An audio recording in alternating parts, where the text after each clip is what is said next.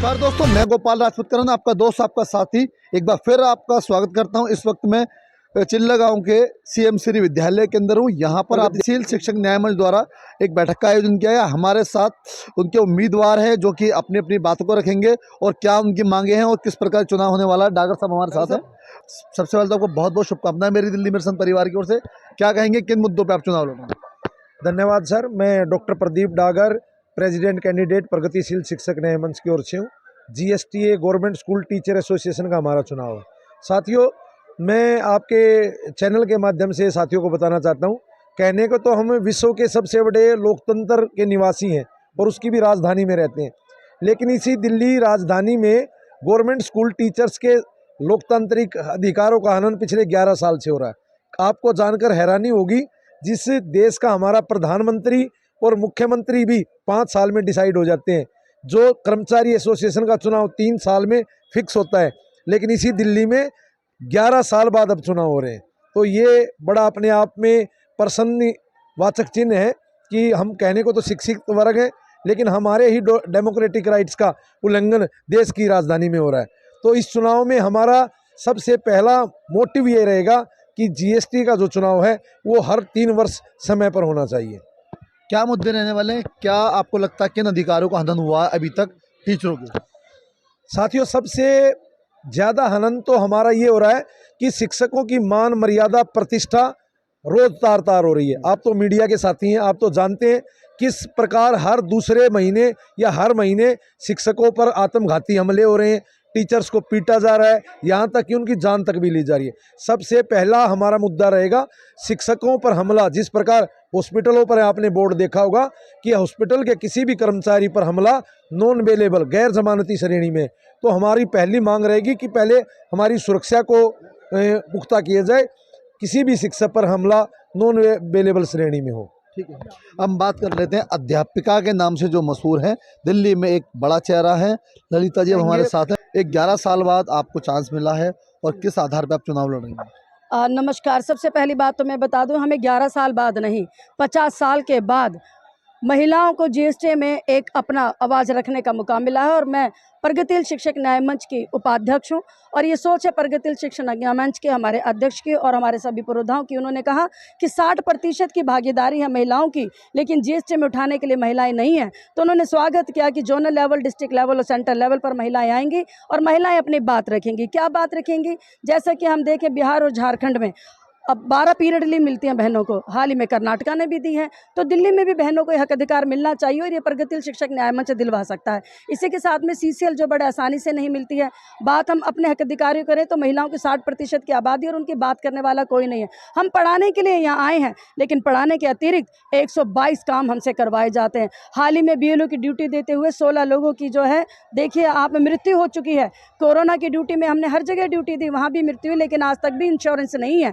तो प्रगतिशील शिक्षक न्याय मंच 50 लाख से लेकर 1 करोड़ का इंश्योरेंस लेकर आया है और यही यूनियन के काम होते हैं जो एकता के सूत्र में बंधकर शिक्षक साथी चलेंगे। अपने अध्यक्ष, उपाध्यक्ष और महिलाएं और सभी जुझारू लोग हैं। आप देख रहे हैं डिस्ट्रिक्ट लेवल पर हमारे परवीन जी है, मैडम भी आई हुई हैं, और हमारे ये सत्येंद्र भाई हैं जो चुनाव के डिस्ट्रिक्ट के हमारे प्रभारी हैं। हम सब मिलकर एक मुहिम चला रहे हैं कि 11-11 साल तक जो लोग बैठे रहे हैं, जो शिक्षकों के लिए ना कहीं आवाज़ उठाते हैं, ना कोर्ट का द्वार खोलते हैं, ना कहीं धरने धरते हैं, और ये शिक्षक बेचारा आज देखो तो अनाथों की तरह है जिसका कोई माई बाप नहीं है। तो महिलाएं खुद से आई हैं, आवाज़ बनकर आई हैं, महिलाओं की बात करने के लिए आएंगे, क्योंकि मैं कहती हूँ हम कलम के सिपाही हैं कि सोने की कलम न लेंगे, हम दिल का दर्द लिखेंगे, हम मजबूरी, इतने सस्ते नहीं हैं हम, इतने सस्ते नहीं हैं हम।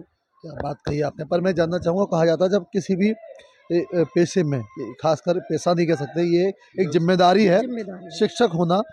जब जो एक तरफ है आपके लोग जो आईएएस का बनते हैं, दूसरी तरफ है जो मॉडल स्कूल होते हैं, आपकी पद्धति और आपके स्टैंडर्ड में क्या कहें उनके जीवन में कितना फर्क है? बहुत अंतर है सर। हम जिंदा बच्चों में जो बच्चे चीखते हैं, चिल्लाते हैं, गरीब परिवारों से आते हैं, उन्हें आत्मसम्मान देते हैं, आत्मविश्वास देते हैं, आजीविका कमाने का साधन देते हैं। उनको समझना पड़ता है, उनके विचारों को देखना पड़ता है। उनकी पारिवारिक आर्थिक स्थिति बहुत कमज़ोर है।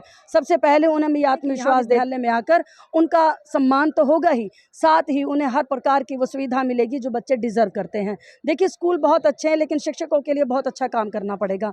आज शिक्षकों को हक अधिकार मिलने की बात आई है तो वो फाइलों से डील करते हैं, वो फाइलें निर्जीव फाइलें, उनमें कुछ भी लिख दिया जाए, लेकिन गलती से भी यदि हमसे कोई एक बच्चा चूक गया, जिससे अच्छी शिक्षा ना दी हो, तो आपको प्रमाण है, यहीं पर ही कलाम भी पैदा हुए हैं, यहीं पर बिन लादेन भी पैदा हो रहे हैं। तो ये तो शिक्षा का ही बात तो है कि हम शिक्षक हैं, देवों से भी बड़ा पद हमें दिया जा रहा है, और चाणक्य ने तो चोटी में गांठ लगा कर जो है महान सम्राट अशोक बना दिए। और देखिए बड़ी बात है कि हम शिक्षक हैं, मैं सभी शिक्षक साथियों से भी अपील करती हूँ कि प्रगतिशील शिक्षक न्याय मंच को जीत दिलाएं और भारी बहुमत से जीत दिलाएं, क्योंकि आज काली घनघोर अंधेरी रात जो 11 सालों तक थी, आज सवेरा खुद चल कर आ रहा है। और प्यारी बहनों, मैं कहती हूँ कि उजालों की खातिर खुद अपने द्वार खोलने होंगे, बंद कमरे में कभी सूरज नहीं आता। हम बच्चों से डील करते हैं जो एक क्लास में 70 बच्चा बैठा है और हर आधे घंटे के बाद हमारा पीरियड बदलता, 8 पीरियड हम लोग लेते हैं, तो हजारों बच्चा हमारे पास आता है और हर बच्चे को हम शिक्षा देते हैं। कहीं भी कोई चूक हो जाती है ना, तो वहाँ पर वो उसके बाद पुलिस थाने और न्यायालय की बात होती है,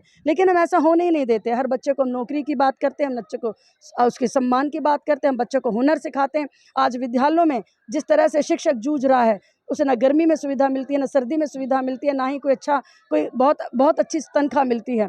हर शिक्षक साथी जो है वो EMI पे जूझ रहा है, और टैक्स हम देते हैं तो देखिए जी 12 महीने काम करते हैं और 10 महीने की हम तनख्वाह लेकर जाते हैं। तो बहुत सारी चुनौतियां हैं जिनकी हम चर्चा करते रहेंगे। प्रगतिशील शिक्षक न्याय मंच आएगा तो सबके हक अधिकार की बात करेगा।